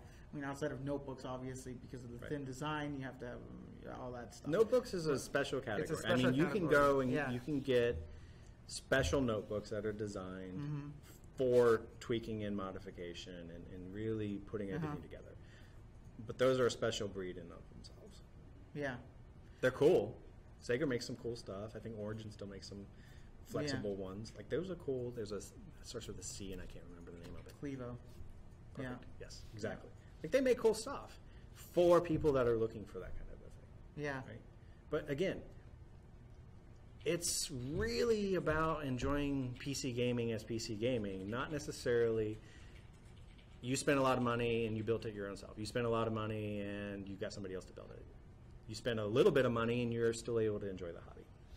There's people that just like having the latest tech, and it doesn't matter where it comes from. There's people, so I've been playing Final Fantasy 14 online recently, and there's people that have come You gonna play 15? Yeah, I'm going to play 15. I want to play that boy band kind of thing. I'm also going to play in February, at the beginning of February, I believe Zodiac Age comes out, Final Fantasy 12. I heard that it's improved upon. Yeah. Final Fantasy. I was kind of about 12. Sure. I heard it's great in Zodiac Age. But people in the chat come in and they're like, oh, I have a 1080 SLI. I'm playing this game on maximum, and they're like really excited about it. And the guy was talking about how he built his PC, right? Yeah. But then in another guild that I was in, or another chat that I'm in, because I see people talk about their Alien, I see Alien name dropped because it's that it's that brand that everyone talks about, right? Like, oh, Pros and cons. It sucks or it's great, right? I have an Alienware, and there's a guy like, yeah, my system has SLI 1080s and it's freaking running this game great. I have 4K, I have the curved display, all that. But the thing is, they're excited. They're playing this game. They're using it. They're playing it at its most beautiful setting that they can play it at, and they're excited and they're sharing that with people. It doesn't matter if you build your own system, if you buy your own system, who you buy your own system from. I care if you buy it from Alienware. That'd be great for me. That'd make people say, "Hey, Umar, you did a good job talking to people." But, but you're the face. You should. You and Anna Marie are the face. Yeah, we're the face, and so that's why. Sell stuff. No one's ever said that to us. They kind of let us just go do it. Geek Out is a great film. It's fun. But you should be able to just enjoy PC gaming, and that's one of the reasons that I started doing what I do here for Alienware. It wasn't necessarily to try to sell Alienware; it was to sell the idea of PC gaming. Yeah. And it started with the Alpha, because the Alpha was such a neat dream concept, right? That actually came to life. I mean, it's sad what's happening, but I love the Alpha. To me, it's always going to hold a place in my heart. Yeah. Like this big dream kind of product, right? Yeah. Just because what it brought to PC gaming, the PC gaming world. But people should just be excited that they get to do it. PC gaming is so much different from console gaming. Right. Console gaming is great, don't get me wrong. It's fantastic, but there's something different about something that you can create on your own. There's just so many communities that you can tie off with while being on the PC, forums, subreddits, discords, all that stuff that you can't necessarily get on a console. Well, they work together, right? Like, you can't play Horizon Zero Dawn, one of my favorite games from last year, on PC. Yeah, I still have to play that. I'm really It's excited really to play it. Yeah. And this is a good time because the DLC like really changes a few of the things up, and you can jump out and like go to there's a snow place. Really cool. Having a console and having a PC is really the best place that you can do for gaming in general, right? With Microsoft's decisions to basically say if it's a Microsoft published title, that's going to be play anywhere. You can play that on PC. Then you have the Sony side of it where you get a lot of good Sony exclusives. You travel like I'm doing. Now you're all of a sudden able to take a Switch, which has a lot of power and a lot of good ports coming. You know, I bought the Switch and Breath of the Wild because of you. Good. You know that, right? Good. After E3, and you were like, yeah, no, I've been playing it in my hotel room. I'm like, damn it, Justin. And then I went and I found one and I bought it. We were getting ready to do our live show. Yeah. We're set up for it, right? And I'm like, okay, y'all are doing something. I don't have anything to do. Like, I got 10 minutes. I'm going to go get to another shrine, right? It really, it's this mentality, and it's existed for a while of, you know, of us versus them, me versus you, right? If you're playing games, there's never been a quote, a favorite website of mine, a favorite personality of mine, right? There's never been a better time to play video games than right now, right? Yeah. So why waste so much time arguing about all of this nuance that goes around it, and instead let's go argue about playing games and what's cool about games and what's not cool about games. What you can see on the internet, just get on the internet, see how passionate people are about games. Yes. Like, everyone has an opinion, everyone has a different experience on different games, but everybody can share in that, right? And that mentality directly is in what we are trying to do and what we're trying to do, not only as Alienware, but Dell Gaming with the larger initiatives on the Inspiron gaming side. Yeah. Right? We want people to come to us to play video games, to play those PC exclusives, to enjoy using their systems, and essentially to make sure that... What? Omar said he'll get in touch with you after stream. Yeah, No, wait. the one right above that. Or any of your moms typing in the same room. Anna Marie's typing. But I literally said the answer. Okay. We want to design an experience that promotes games and playing games on PC. That's really what we're trying to do with Dell Gaming and Alienware and Inspiron Gaming, right? So, if what we're doing sounds cool to you, great. Give us feedback. Tell us how we can do better. Tell us how to improve the software. You can make fun of it. You can down it all you want, like the person on Reddit was when they were calling out our UI. Yeah. That feedback I don't necessarily take personally, because what I really want to do is take that actual feedback, give it to my developers, give it to my design team, and say, how can we make this better? How can we continuously improve what we're putting out? and try to do that for as many customers as we possibly can. If we're hitting those goals, then I think that we're doing good. Yeah. As a company, we're going to be doing well, right? That's my personal goals in this kind of a position, right? I want you to enjoy PC gaming as much as you can and to actually game. Yeah. And I think this is something that some people don't realize. Some people, obviously the ones that are regulars here on the Twitch channel. Yeah.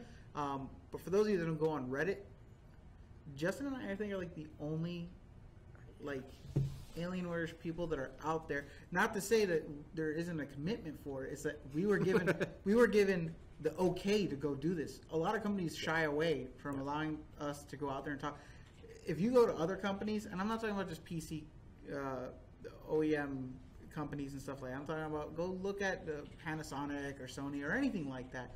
You don't really get people that come out and talk as candidly about it. I mean, you broke like goddamn like 5 NDAs this stream alone. But we go out there and we talk candidly with people, and we want your feedback. I've run surveys. I think I said a date. I never said any dates. Not dates, but stuff we can't say. But the thing is that we're out there, we're talking with people, we're doing our best to improve our products, improve the experience that you guys can get. Mm-hmm. Like, it's out there, you can get your voice heard. Matter of fact, there's someone asking earlier about getting a free Alienware. Mm-hmm. There's people that want giveaways and stuff like that. I'm actually going to be beginning running giveaways and stuff, so there are going to be opportunities to win it. The only catch is you got to look at all my propaganda. Yeah, it's a good way to put it. Yeah, it's propaganda is not a negative thing. I think people put it in a negative thing, but I'm basically letting people know like what they can do to play games. Sure. And I am coming out with a video later this week that is not of an Alienware product, and I'm putting it on the Alienware YouTube channel. So I'm letting people know, like, I'm not trying to. Is it a Dell product? It is still a Dell product that I did not get permission to do this, and not even from him. And I'm doing it because I want people to see the different experiences that they can get. Sure. So there's that. Have you addressed the vulnerability in the Intel processors? I don't think Justin and I are probably the best people to answer that question. I can address some of that. Go ahead. Address So I do know that Intel is actively looking into the situation, right? There have certainly been attempted fixes. Right now the recommendation is they don't work as well as what they should have. So Intel and Dell have jointly said the fixes that we've put out, don't implement them right now, right? They're not as patched as well as they should be. So they're still looking into how to fix all of that. Does that suck? Yes. That is something that I wish Intel would have been able to address as quickly as possible, right? The performance hit that occurred there sucks, right? There's no getting around some of that kind of stuff, right? It sucks. That's the word to use for that. But it's a problem that needs to be fixed, and people are actively looking into fixing those problems. When something is ready to go, when something is ready has been fully tested and is ready to hit the market, people are going to update, and the advice is going to change. Yeah. Right? But for right now, they said they're not done. They need to look into it some more. Yeah. Okay, so there is Justin's answer toward that. I know that some people panicked a little because we had a BIOS that came out, and they wanted to revert back because they weren't sure. I saw that. I would still relax. I wouldn't panic too much. It's not going to like obviously devastate your system or anything like that. It's just for a concrete 100%, like, yeah, we're confident that with Intel that this is something that's going to fix all these flaws. Right. I mean, that BIOS isn't really going to screw you over or anything like that. It's just, it's not the answer. Not yet. RX, or however you say your name, I saw that you're asking what this stream is about and some of these conversations and improving the industry and stuff like that. So the Alienware Twitch stream is a variety stream. I myself go over product discussions and show off different products from Alienware and conversations about our products with people from Alienware and our partners. Last week I had Bob Grimm from Killer. This week I have you. Because in case they don't know, even though I have a little head over there, that basically implies you're part of Alienware. Yes. And you're our software planner. We're going over the Alienware Command Center, which we've actually pretty much reached the end of that, and we're just answering your questions. But Anna Marie, Roxy Surf Chick, or Suff Chick, I forgot if she ever fixed that on her name tag, but you fixed it? Okay. She plays partner games, so there's different partners that we work with, Ubisoft's, EA's, smaller partners, Tiny Build, and Devolver Digital. We work with partners like that to integrate their games that have an experience with Alienware, which includes Alien Effects, which we spoke about heavily during the stream, which you can watch more during the highlight that will go up with the past recording.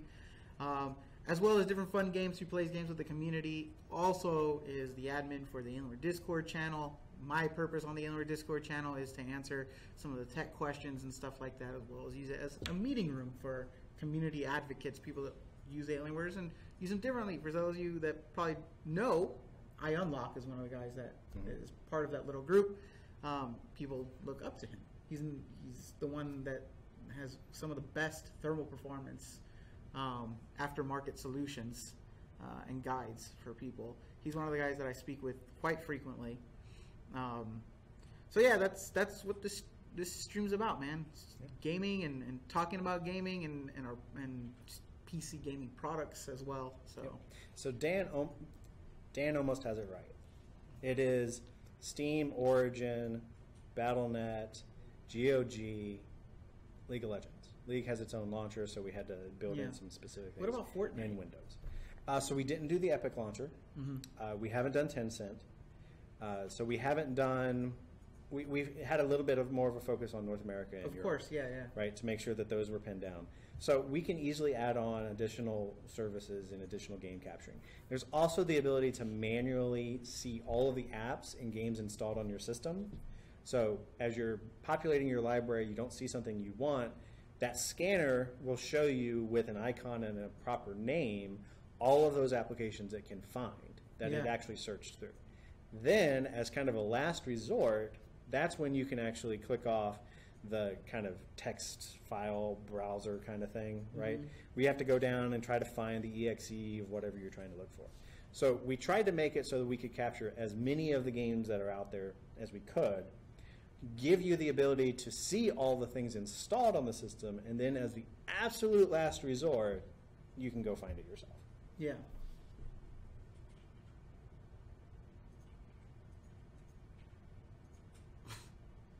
All right, Nick Everdeen. I currently use R4 laptop with the 1060, but I don't get enough performance compared to the 1060 PC. But what's the performance difference that you're seeing? Because the performance difference should be something like what, like a 10% difference? 15. Yeah, it's 10 or 15% difference.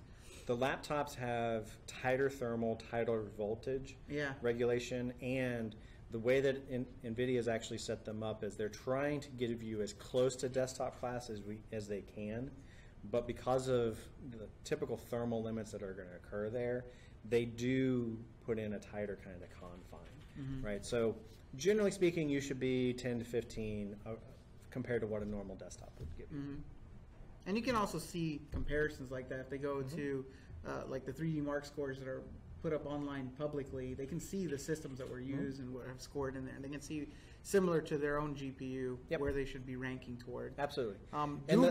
Do recognize that if you are using a G-Sync monitor and you are running performance tests, you're going to get a lower score because it's not going to be totally unframed caps, uncapped frames, just going crazy, giving you the highest performance score. Those of you that have noticed your performance benchmarks like 3D Mark and all that, make sure G-Sync is disabled so you can get your true score. Right. Yep. And of course, there's things that you can play around with in game, right? And it really comes down to personal preferences. And this is also going back to the idea of, do we tune the games for people? Do we not tune the games for people? What is acceptable for you is going to be different from me, right? So a lot of the times, I don't care as much about shadows. I don't necessarily care about ambiotic accumulation. Shadows fill me with spookiness, you know? Like, I turn them off. I don't want to be scared. Well, I want stuff like that about low, generally speaking, right? I disable it. Give me some atmosphere, but I don't want too much, right? Yeah. But I am very Twitch-oriented, right? I've always been kind of a Twitch shooter, kind of a guy, and I still have those reflexes. So if I see a little bit of shakiness, like jitters, I'm going to like zero in on that, and it's really going to impact me. So I want a decent bit of anti-aliasing, or I want some super sampling going on, or something to help with the jitters. Yeah. So I fine-tune towards make sure that there's no jitters, make sure that I'm 60 or 45 or above, because I do have a G-Sync monitor now. So give me that kind of a range, but then let me kind of adjust all of these settings. And shadows is one of those big hits on performance. Yep. There's a specific technique in terms of like reflections, right? So a reflection actually has to render twice, which is also going to decrease performance. There's a great write-up, I believe it was Games RN, around December timeframe, towards the tail end when people would be getting the systems. Last year, December. Yes. Okay. Great write-up on exactly what each one of those kind of settings is doing and what it's trying to provide you and how it impacts your system, so that you can go in and fine-tune a little bit to what your preference and your tastes are actually going to be. So everybody's going to always want the maximum amount of performance out of their system, but at the same time, adjusting those settings and getting it right for you and your system, there's an art form there. And you do have to play around a little bit for that. You also have to look at it if you're playing a competitive game. Do you really need it to look as pretty as possible, or do you need to ensure that you're not going to suddenly skip, or you're not going to suddenly jitter and all that during the game, right? But my tracksuit in PUBG needs to look awesome. You want to see the sweat droplets? Yes. Just do a little slight reflection off your lower neck or something on your right jump? before I get shot when I picked up the sniper scope. Because that always happens. You get the silencer, you get the sniper scope, and the Car 98, 96, 98, one of those two, and then dead. Just like that. No, you want your games, the competitive games, to look as bad as possible. So that way you can ensure that you're not going to skip anywhere. A friend of mine has our 240 hertz monitor. Yeah. Plays CSGO still, 640 by 480. And he's literally playing it this close. Yeah. Hand is like 3 feet past the monitor because that's how close he's trying to get. Right? Keyboard turned to the side. He's playing like this. And of course, you can see me right here. His mouse is set so that he has to make these kind of a motion in order to actually move on screen. It's just, that's the way he plays. and that's the beauty of PC gaming. And that's something I've noticed heavily at PAX West this past year when Ann and I were running Paladins tournaments. Mm-hmm. There were people coming up who were using our new keyboards and mice and stuff like that. And there were people turning it to the side. Absolutely. And playing like this, like they're like accordion or like something. And then like there's people that had it like this, like they played like this, like over it. And it was... So how do you hold a mouse? Let me see your mouse. Oh, I hold the mouse like this. And then I they barely can't move see it on around. screen because the mic's in the way here. Oh, well... This made it worse. So I just kind of... Okay, so you're a bit more like the palm, right? Yeah. Okay. Wait, what are you talking about? There's people that play like this or something? What? No, there's the claw. Oh, I don't claw it now. There's people that do claw. There's people that truly palm it. There's some people that basically they're resting about like that. Okay. Right? So when I was doing, let's say the Old Republic, that's actually how I would do it. Okay. Because I had one of the MOBA mouses. Mm-hmm. So I had all the buttons down there, and basically I didn't have to click all that much up here. And I didn't have to move a lot across the screen, right? So I would rest my palm physically on there and just have my DPI set so that it was all over the place. Oh. With just a little bit of movement. Yeah. People use their stuff very differently. Yeah. And that definitely, when we go to an event, like you have to like really look at people when they're using our systems, because some of it was like infuriating, like how can you use it? But then Anna made me feel bad because she realized how I type. You see? How do you type? Now. I keep my pinky up. Where's the camera? There you go. And I basically use 2 fingers to type on each hand. And like she noticed that I do this, and she messed up typing for me. So you're a Longhorn fan? fan Pretty now? much, yeah. I don't watch football at all, but there's basketball, there's baseball, there's volleyball. I don't watch sports. I watch esports, bro. It's the future, bro. The University of Texas does have a gaming development in esports. That I know. That you do know that, right? Yeah. Okay. They are working on that. Yes. Hook 'em. Make audio louder, but we're almost like near the end. No one has said anything. It's because... No, it should be able to capture. It's doing like a cone effect kind of thing. Yeah. That's what they told you. Bruh. What was the question that came up? Okay, so there was a question earlier about upgrading their notebook with a different graphics card. I believe it was the same person that talked about the 1060. Yep. On most gaming laptops, you cannot upgrade Correct. your GPU. Now, why is CPU. It's because it's soldered on. Correct. It's because of the thin and light categories that notebooks are going to. People really like that kind of style. It's great. It's great. For an airplane, for travel, if you're on a college campus, you don't want to lug something that's too heavy around. Yeah. So you can't really upgrade Right. your GPU or your That's CPU. the trade-off. There used to That's be the trade-off. these cards that you could actually MX7 physically cards. pull in and out of the boards that plugged in almost like a traditional desktop graphics cards. Yeah. But now, what Alienware came out with, and what a lot of our competition is coming out with, which is great because it's going to push Microsoft and NVIDIA to really look into this area, but it's these external graphics cards, right, where they have cases that basically connect. Our competitors use Thunderbolt. We use a PCI 4 lane connection down to the motherboard. Yeah. What we found in our testing was that actually gave you better performance, still about a 10% hit because you have less lanes, but we're really emulating that desktop class connection, right? With Thunderbolt, you actually had more of a drop-off in terms of performance. So we created what we call the graphics amplifier. Notebook has a special port on the back. You plug the amp in. You can use a desktop class basically whenever you're at home, but if you're going out and you're being portable, that's when you can basically choose between, well, I can lower my settings on this game, or I can wait until I go home. But you still get that level of portability, the thinness, and all of that stuff with the power at a physical fixed location with the Yeah. And someone asked, can you upgrade the first Alienware Alpha console? The GPU, that is, you cannot upgrade the GPU on the first generation Alienware console. That's motherboard class or laptop class motherboard. 750 Ti. Yeah, 750 Ti GTX or the 860M. 860, yes. Yeah. So that's on the board. What we did with the second revision of Alpha was actually include the same amplifier port so that you could plug in any type of desktop card that you might want later on. Yeah, and that's in the R2 currently. So we're at pretty much less than 2 minutes left. Justin, any last words before I go and cut off to commercial because I don't have the credits on this computer. I forgot. Again.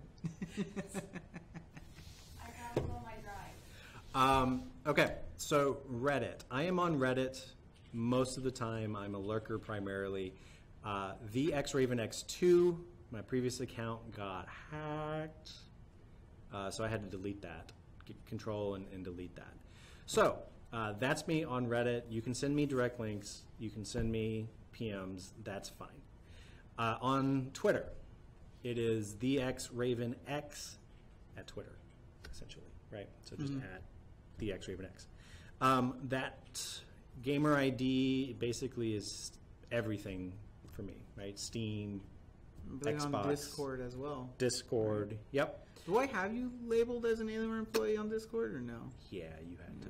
Yeah, Anna says yeah. Some people got mad about that. Oh, really? Yeah. Who noticed that? You. I didn't get angry. Like with my YouTube videos that I record, you're like, I didn't get upset about you that. got to have this official disclosure. Oh, yeah, you have to do that. Yeah. Well, I'm an Alienware employee. Shouldn't it be on? Yeah. So send me questions, feedback as well. Mm-hmm. It sucks about backwards support. I can't do anything about that at this point, guys. But if you get a new system or you see, some of the videos, some of the things that we're recording, definitely hit me up. Give me your feedback as we build this system out, and hopefully, if you do get another one of our systems and you get the software, absolutely give us feedback. We have an awesome roadmap that I'm super excited about. You're going to see us hopefully doing quarter releases for this new software now. Mm-hmm. You're going to be seeing us come out with new ways of doing overclocking. You're going to be seeing us coming out with new ways to manage your lights. You're going to be seeing us come out with more integrations into this experience, and we want to make sure that it is tailored properly for gamers, right? That's the goal, right? We honestly, if I could do it and have just one application on the box and have that be Command Center and have everything else, all of your point of contacts with Dell in there, I would do that. And that's a direction that we honestly are trying to go in. So your help, your support, all of that. We want it in just one place so that you don't have to have multiple apps installed. You don't have to question where you need to go. You can get help and tune your system and get your games ready kind of all in one place. Simplified though, right? Because that could get bloated. We're not going to, obviously our EDG guys have a task there to figure out. So. Yeah. So feedback honestly is what drives our products forward. It is what drives our development teams. Pros and cons. I don't care if you're trying to be a troll. I don't care if you want to tell us how much you hate us. Because quite frankly, I'm just interested in helping people play games. If you're interested in something else, that's fine too, right? That's all. And that's it. Cool. That's it. Obviously, you guys know where to find me on Discord. You know where to find me on YouTube, Twitter, Reddit. You know. AW_Umar. Or on Reddit, it's Alienware_Umar. You can find me there. I'll answer your questions. Send them to my inbox. I get notifications from all the places you want to talk to me straight to my phone. It's a beautiful thing that I'm never off the clock. You volunteered for this. I volunteered for that. No, it's 100% me. 100% on me. Is it bad if you follow Alienware Razer? No, man. No. What do I care? Okay, so I have Razer keyboards, Razer mice. I have Rocket keyboards, Rocket mice. I have Logitech keyboards, Logitech mice. Depending on what game I'm playing is depending upon what hardware I want to use, right? Razer is a competitor of ours. There's no question about that. But they make good products. They have a dedicated team over there. They are good people. We've interacted with them. We've had business relationships with those guys. Mm-hmm. So absolutely, it doesn't matter. Like if you would have changed Razer to HP, to Lenovo, to MSI, honestly, when it comes to the people that are building these systems or even making games, there's so much cross alignment in terms of people go to one company and go back to another, or vice versa. Right? We are an industry. We are a group of people. It is awesome that there's more and more people who are interested in this space. I think everybody from Ming and Frank, Ming is the CEO of Razer. Frank is obviously our GM. It's never been a better time to play video games, and that's really what we want to promote as an industry. Come play games on PC. It's awesome. Cool. Thank you, Justin. Word. I think that was one of my cooler tech talks. Thank you for coming in. Isn't it amazing that a software guy can talk so much harder? I know, because normally I can't get that kind of information from anybody. Well, that's why they're always like, oh, we need you in the booth at CES, at E3. Yeah. I'm like, I'm tired of traveling. I'm tired. My throat hurts. I can't talk that much anymore. All right, guys, we're going to go to a commercial, which is actually intended to be credits. It means that I'm going to be turning off the stream in a couple of minutes. Thank you all for joining us. Don't forget to follow the channel. Follow us on our different social channels as well. Talk to you all later.